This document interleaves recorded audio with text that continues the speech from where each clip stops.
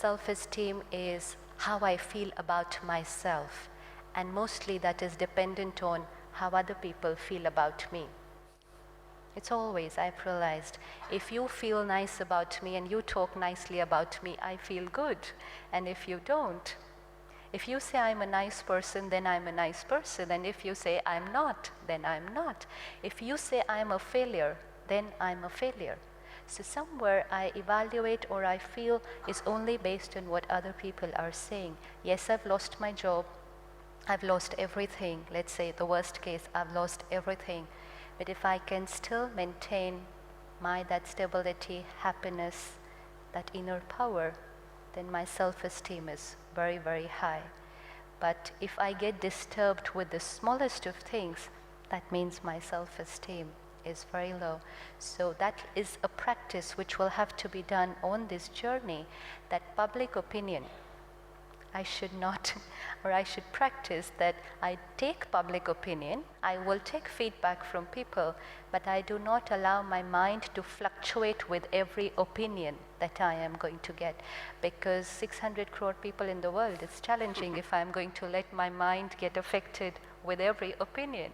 I normally tell sisters who wear such beautiful dresses, like the sister in the front wearing a beautiful pink sari, 5 people will say it's a beautiful color, another 4 will say, oh, doesn't look nice on you at all.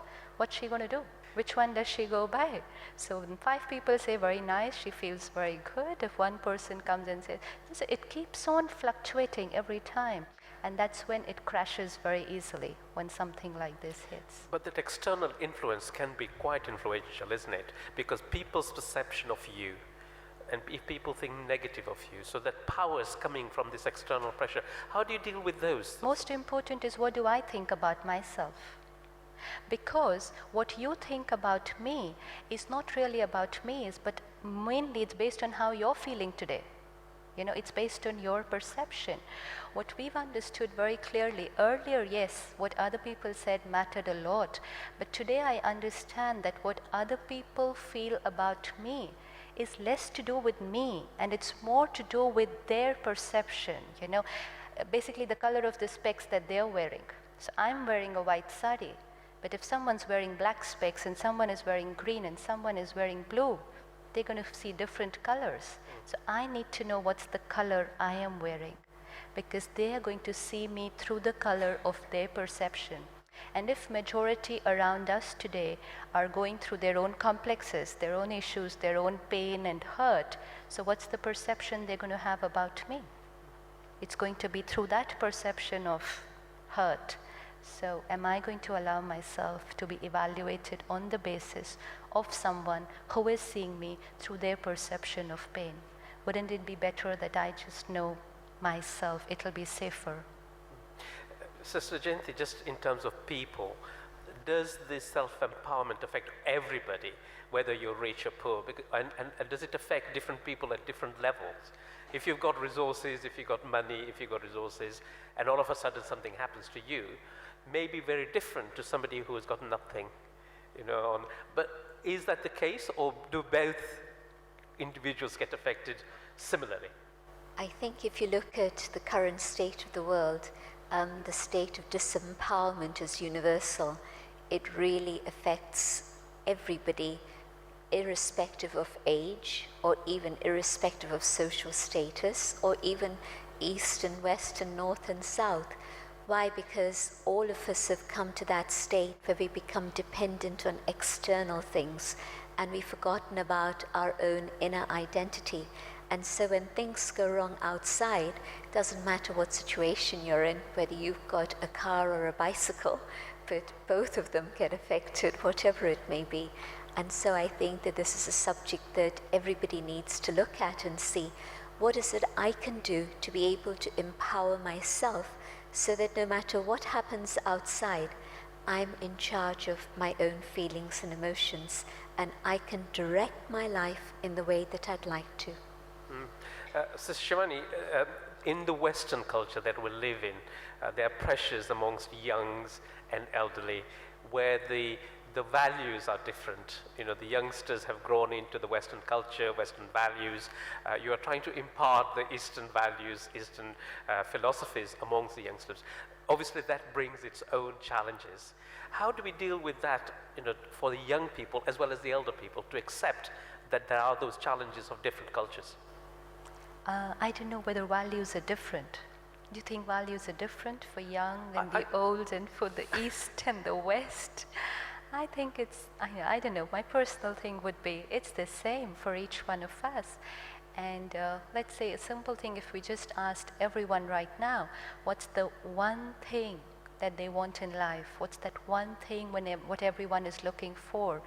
And even though we can't ask everyone right now, but I know that the answer would come out to be happiness, peace, love. Is that true? Does that make a difference whether you're young or old? Is everyone wanting happiness? Yes. East or West, does that make a difference? Not at all. So it's not about, everyone knows, you know, everyone knows what they want. The only thing is, where are they looking for it? That's the big question. So everyone is looking for happiness, but probably sometimes in the wrong direction. Happiness is my own inner creation, it's my feeling, but I sometimes try and look for it in materialistic things. I look for it in my possessions, I look for it in my positions, and that's when we say that there is a difference in culture or there's a difference of opinion.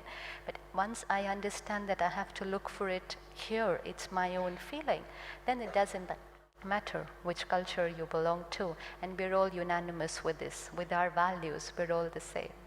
Let me give you an example of where I think those challenges come.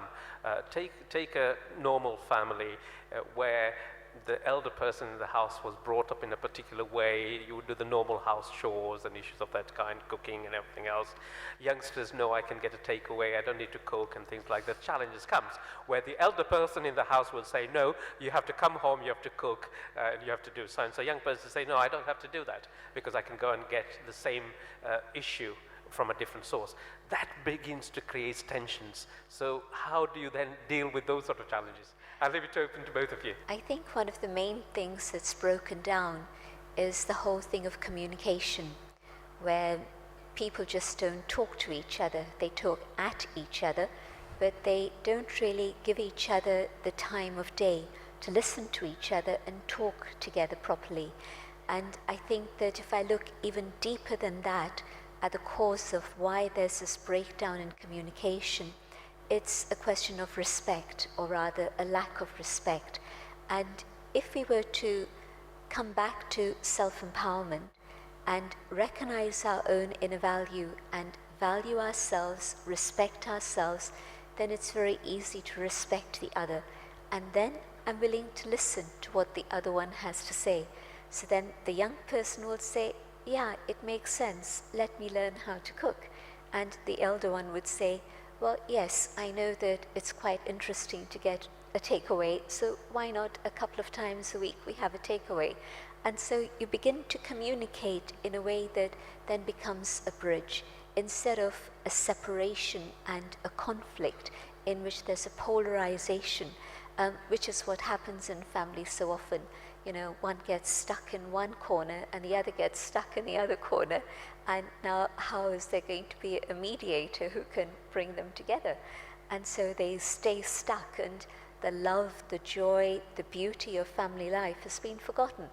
And so even if one of those two individuals comes back to spirituality and begins to appreciate and bring about a change within, then they can start making a bridge, and a family can come together in harmony once more. So Shivani, this looks like we're talking about meditation or looking at it oneself. Tell me about meditation and how does it help in a situation like empowerment? Meditation wouldn't help at that time. You don't sit and meditate when you are in the middle of the crisis or in the middle of that conflict. But meditation is channelizing your mind in the right direction, creating the right kind of thoughts. So we try and do that every morning to begin the day with. At the Brahma Kumaris, it's like a part of our lifestyle, that the day begins with some time for yourself, where you sit in silence. Silence doesn't mean we stop thinking, but we sit and check the quality of our thoughts. Not stop creating thoughts, but check and change the quality. And when the mind slows down, we're able to go down into the deeper layers of the subconscious, where all our belief systems are fitted.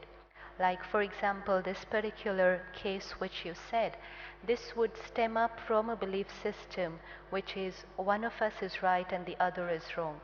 It's always like that. In relationships, the conflict is always because which one is right and which one is wrong.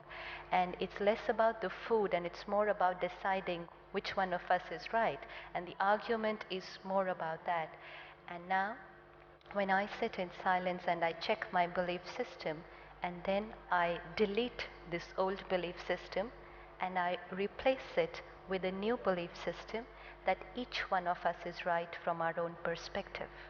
So when I put that belief system in my subconscious in the morning hours, each one of us is right. There is never anyone who is wrong. Because from their perspective, if a younger generation wants to buy food, that's absolutely fine. And the elder one wants to cook, that's absolutely fine. We can sit and debate on this for hours. How would you decide who's right, who's wrong? Both are right. So when I put that into my subconscious, now the next time the situation comes, I'm able to look at the situation with this belief. Both of us are right. Like Jayantibhen said, respect. Respect means you are right. If I say I respect you but you are wrong, that's not respect. So you are right.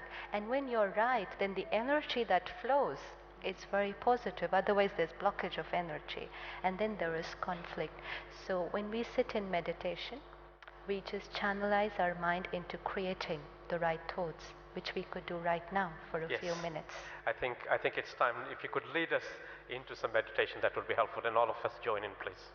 We've all been listening for quite some time. Let's just sit comfortably, relaxed. We're not doing anything difficult, nothing abnormal. We're just something that's been going on and we were not aware of, and that is creation of our thoughts. We're just taking a few moments to try and look at my thoughts. Not stop them, suppress them, or control them, but to consciously create those thoughts which are healthy for me. Body relaxed and comfortable.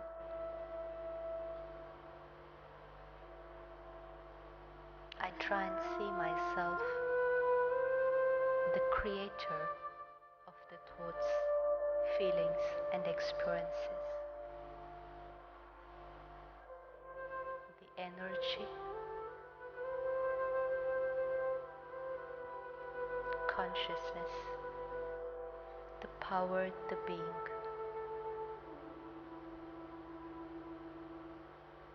I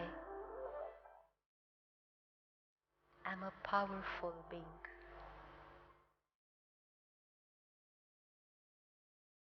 Creator of every thought and feeling.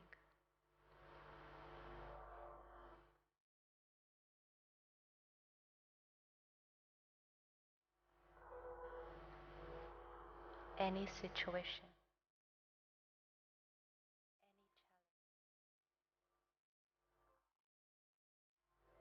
I still have the choice how to respond, because my response is my creation.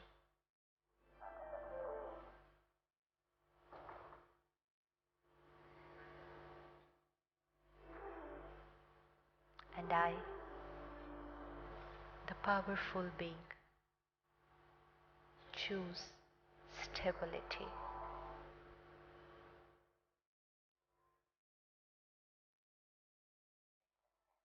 And as I remain stable,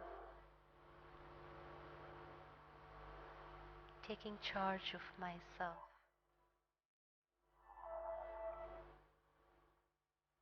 the situation also comes into my control.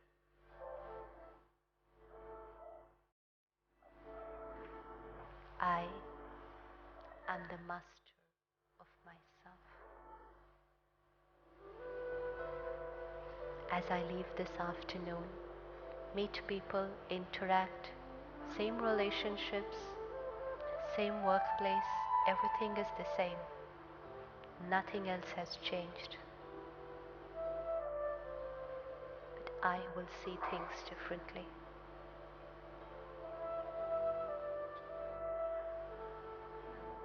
I, the powerful being.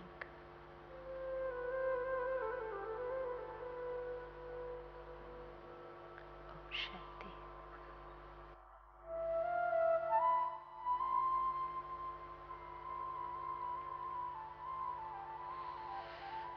That's wonderful. I can see all the audience taking part in the meditation. Thank you for that. Let's move on to the second part of our session now. This is more the questions that our audience have asked. Either people on the web put questions to us, so I'm going to put the questions as they've been put to us, to both of you. Can I start first by Sister Jayanti with you? This one is again empowerment and self. It's talking about self-control and discipline.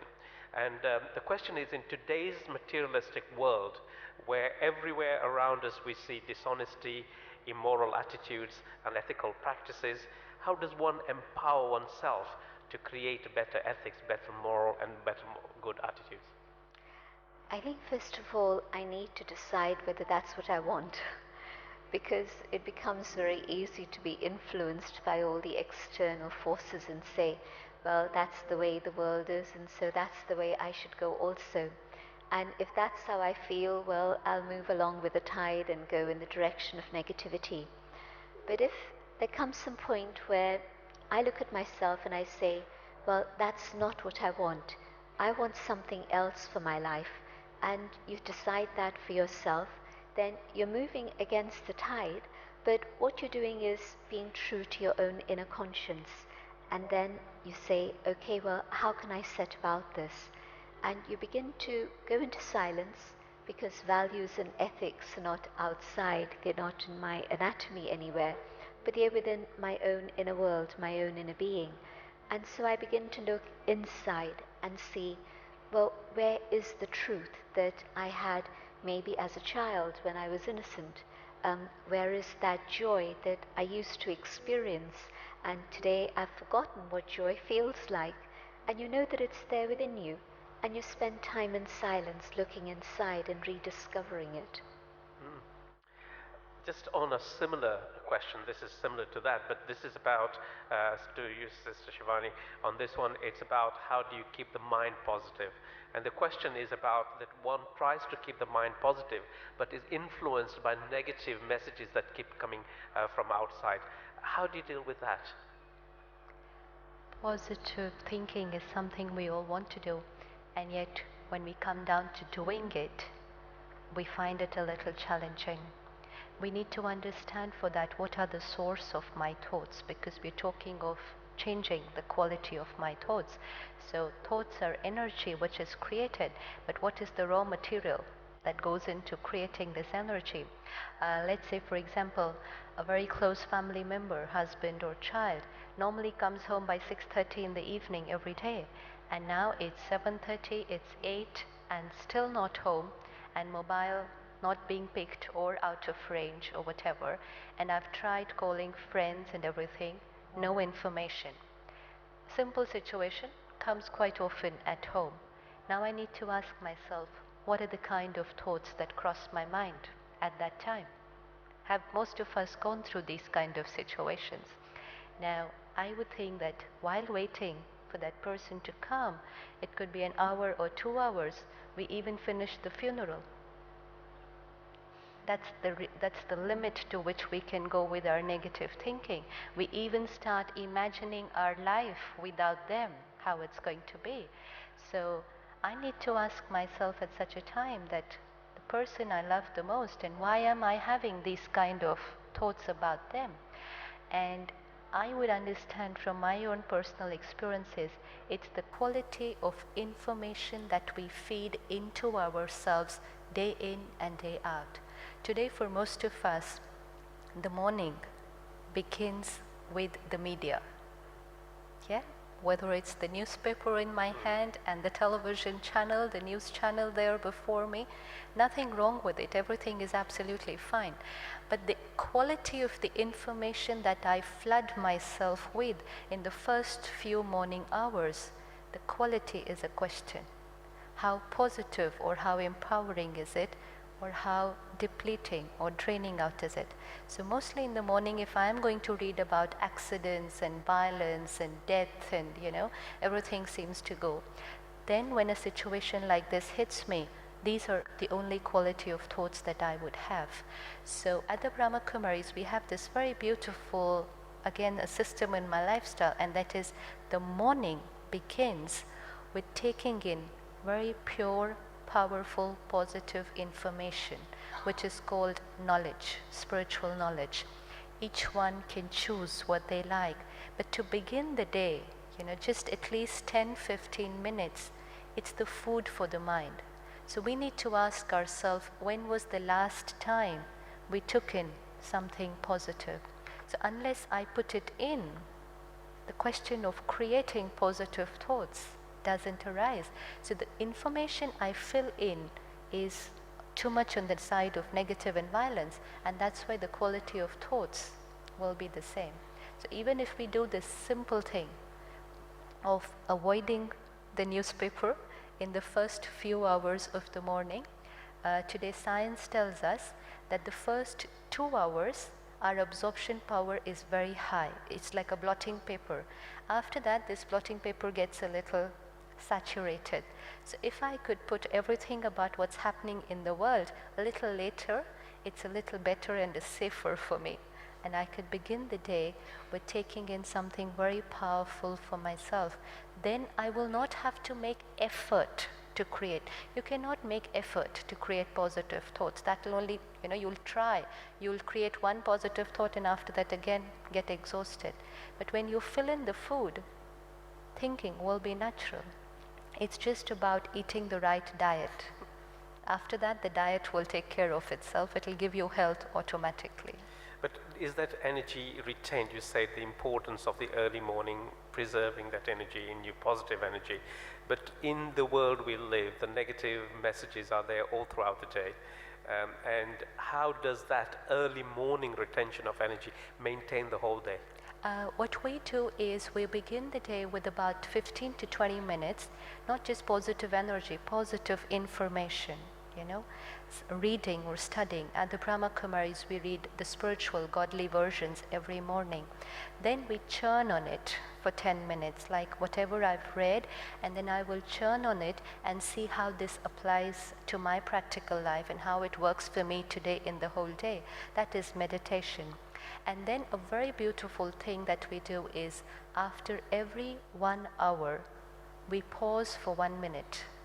It's a little break that we give to the mind, and take that 1 minute and again create a very positive thought. Like for example, we just created a thought, I am a powerful being.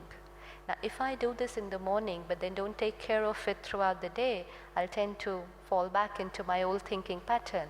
So after every 1 hour, if we can take out this 1 minute, again create the thought, I am a powerful being, or happiness, peace is my original nature, then that effect of that 1 minute lasts for quite some time into the next 1 hour. And then after some time, it's again my next minute. And then gradually, negative thinking had become a habit, and now by consciously practicing, positive thinking becomes natural and it becomes a habit. If anyone can try this 1 minute after every 1 hour, it does wonders. Absolutely. But Sister Jayanti, just that concept, that philosophy of taking a minute out, in the environment we live in the West, we all seem to feel every day we are busier than we ever been. You know, the life is like on a treadmill, that even a minute of your time is precious and you don't find that. How does one begin to empower time or manage time to give that minute that you need in order to get yourself back motivated? I have a question for you. How often do you stop to have a glass of water? A few times a day. Yeah. It's supposed to be 8 times, but if not 8 times, 4 times, 5 times. A couple of times a day you stop to have a bite to eat. Of course. And nobody can say, no, you don't have time for that. And so there are all these little pauses that come in a very natural way that we don't actually realize we can take advantage of. Or, you know, when you're on a telephone call and you're kept waiting and there's this funny little dingling dong going on in the background, and normally you'd be drumming your fingers and getting a bit impatient. Well, that's another pause in which you can take the opportunity to just connect with your own inner being and that state of peace, which is your own treasure inside. We forget we've got these amazing treasures within ourselves, and so I take a glass of water, I feed my body, but I can also sustain my own inner being through the day. And if I can do this, then there's less opportunity for that wastage of energy that makes me feel depleted and disempowered. And so through the whole day, empowering myself means even just giving myself a minute from time to time. And if I can do this, then it's highly effective. And at the end of the day, I've actually filled myself with more strength than when I began the day. What I was taught when I came to the Brahma Kumaris is that all that I am, everything that is the living being, my memory, my feelings, my conscience, everything that makes up me as an individual, a unique identity, a personality, is contained within this point of light. And this point of light is located here in the center of the forehead.